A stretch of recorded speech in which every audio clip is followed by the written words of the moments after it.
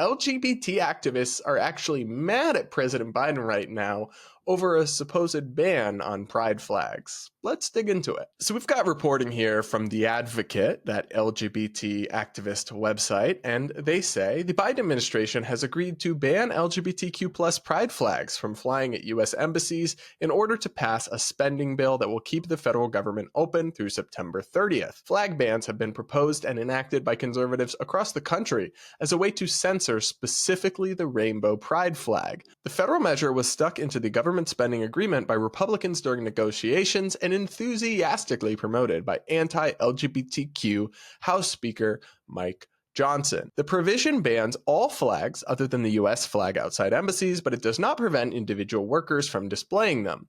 The measure aimed to crack down on all, quote, political flags, including the Black Lives Matter flag or the Black American Heritage flags. There are only exceptions for flags honoring prisoners of war and wrongful detainees. So hold on a second. Remember from the headline, this is just such a good example of how the activist media, the headline and then the reality are pretty different. It was a ban on pride flags at the embassies, right? Well, no, actually, incorrect. It turns out it's a ban on all flags, any flags except the American flag and flags honoring prisoners of war. In no other context would we call that a ban on just a certain flag that falls under that umbrella. Even though you look, it might be true that some of the Republicans who were introducing this were not happy with the fact that the pride flag was being flown at embassies and that was their motivation.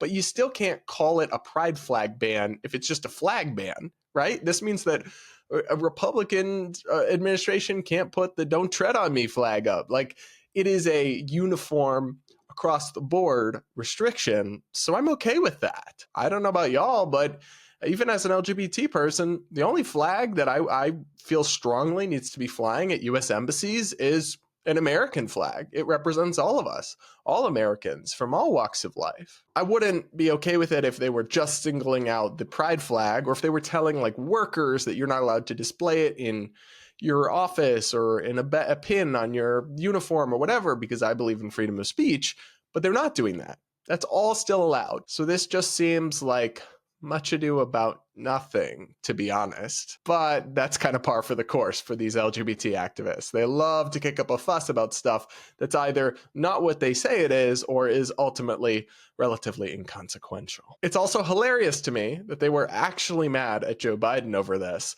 as if he was supposed to hold up the funding for the entire federal government and possibly cause a government shutdown over pride flags and all flags other than the US flag not being allowed to be flown at embassies. Seriously, y'all? They seriously wanted him to do that? It wasn't enough for them.